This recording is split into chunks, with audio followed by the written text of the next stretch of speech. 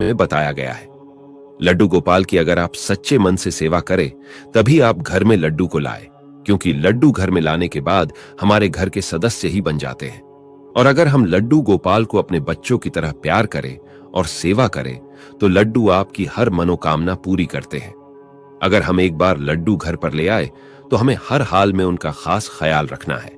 पहले तो लड्डू गोपाल की स्थापना कैसे करें इसके बारे में जानिए। वैसे तो आजकल लड्डू गोपाल बाजार हर जगह मिल जाते हैं, लेकिन माना जाता है कि यदि हमें लड्डू गोपाल कोई उपहार में दे तो ज्यादा शुभ माना जाता है। लड्डू गोपाल की प्रतिष्ठा की प्रक्रिया 4 दिनों तक चलती है। पहले दिन लड्डू गोपाल को अपना मानते हुए लड्डू गोपाल का एक अच्छा सा नाम रखे और लड्डू गोपाल को प्यार के साथ एक अनाज से भरे बर्तन में रखे।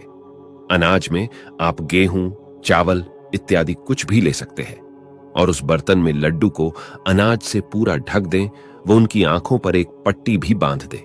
फिर दूसरे दिन नहाकर नित्य कर्म करने के बाद ब्रह्म मुहूर्त में अपनी आंखें बंद करके प्यार से अपने लड्डू को बाहर निकाले, उनकी पट्टी खोले और प्यार से लड्डू को निहार कर उनको एक बर्तन में रखकर बर्तन में सभी तरह फल रखें। फिर तीसरे दिन नहा धोकर ब्रह्म मुहूर्त में लड्डू को फलों के बर्तन से निकालकर सब्जी के बीच में लड्डू को रखा जाता है और इसी तरह चौथे दिन लड्डू को फूलों में रखा जाता है। अगर आप लड्डू को जन्माष्टमी पर स्थापित करना चाहते हैं तो आप यह चारों प्रक्रिया 1 घंटे के अंतर में 1 दिन में कर सकते हैं।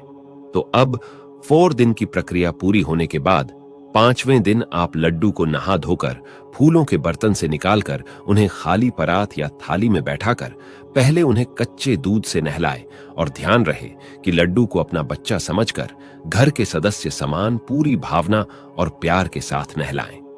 पहले दही, चीनी, फिर शहद और आखिर में थोड़ा सा घी लगाकर प्यार से मसलकर नहलाएं और आखिर में गंगा जल मिले सादे जल से नहलाएं।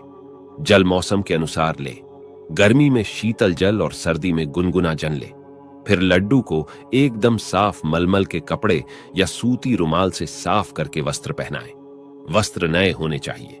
फिर उनको चंदन का तिलक लगाएं, फिर इत्र लगाएं और फिर लड्डू को गहनों से सजाएं और लड्डू को उसकी बांसुरी बहुत प्यारी होती है तो नई बांसुरी रखें। लड्डू गोपाल को खाना कैसे खिलाएं और क्या खिलाना है इसके बारे में आपको अवश्य पता होना चाहिए। जैसा कि सबको पता है, लड्डू को माखन मिश्री पसंद होती है, तो लड्डू को पहले माखन मिश्री का भोग लगाएं, फिर दूध का भोग लगाएं। लड्डू को दिन में 4 बार दूध का भोग लगाएं और दोपहर में बिना प्याज लहसुन के भोजन का भोग लगाएं। भोजन सबसे पहले लड्डू को खिलाएं, फिर लड्डू का भोग लगा भोजन बाकी पूजन में मिलाकर बाकी जनों को करवाएं। लड्डू की पूजा कैसे करें इसकी बात करते हैं। लड्डू गोपाल की पूजा करते समय सबसे पहले हम जो भी पूजा करें सच्चे दिल से और मन से करनी चाहिए। पहले लड्डू को चंदन का तिलक लगाएं, फिर धूप जलाकर पूजा करें। लड्डू को फूल अर्पित करें और फिर आरती करें। लड्डू की आरती दोनों समय करनी चाहिए। सुबह और शाम को आरती करें, वह रात को लड्डू को दुलार करके सुलाएं। और जैसे कि सबको पता है, लड्डू को राधा नाम बहुत अच्छा लगता है, तो लड्डू को सुलाते हुए उठाते समय राधे राधे जरूर बोलें। लड्डू गोपाल की आरती कैसे करें। सुबह ब्रह्म मुहूर्त में नहा धोकर लड्डू गोपाल को प्यार से उठाएं। श्री लड्डू गोपाल जी को पानी पिलाकर उन्हें प्यार से राधे राधे बोले और फिर उन्हें नया लाकर स्वच्छ वस्त्र पहनाएं। फिर उन्हें चंदन का तिलक और इत्र लगाकर उनका श्रृंगार करें और फिर उन्हें फूल चढ़ाएं व धूप जलाकर उनकी पूजा करें और फिर अपने लड्डू को माखन मिश्री दूध और मेवे का भोग लगाएं। फिर लड्डू जी की आरती शुरू करें। लड्डू गोपाल को कैसे सुलाएं। लड्डू को दोपहर में भी बिना प्याज लहसुन के भोजन का भोग लगाएं और शाम को दूध का भोग लगाएं। फिर रात को भी दूध का भोग लगाकर लड्डू को दुलार से प्यार से थपकी देकर सुला दे। वह अगले दिन फिर से वैसे ही पूजा किया करे। आजकल लड्डू गोपाल के लिए तरह तरह के वस्त्र, सिंहासन, बिस्तर, पगड़ी, मुकुट इत्यादि मिलते हैं। हर जन्माष्टमी को उस मूर्ति को बदलकर दूसरी मूर्ति लाई जाती है। लड्डू गोपाल जी का एक छोटे बच्चे की तरह लालन पालन किया जाता है और उसका ख्याल रखा जाता। लड्डू गोपाल जी को घर में रखने के कुछ जरूरी नियम होते हैं जिनका ख्याल रखना बहुत ही जरूरी होता है। 1. इन नियमों का पालन करें। आमतौर पर सभी हिंदू घरों में रोजाना लड्डू गोपाल जी की पूजा की जाती है। उन्हें नहलाया जाता है, वस्त्र पहनाए जाते हैं और भोग लगाया जाता है। भगवान की पूजा से जुड़े भी कई नियम होते हैं। जिन घरों में लड्डू गोपाल की पूजा होती है, उन घरों में इन नियमों का पालन करना जरूरी होता है। आज हम आपको बताने जा रहे हैं ऐसे 5 नियमों के बारे में जो घर में लड्डू गोपाल हैं तो इन नियमों को जरूर करें। 2. नियमित स्नान कराएं, हर दिन वस्त्र बदलें।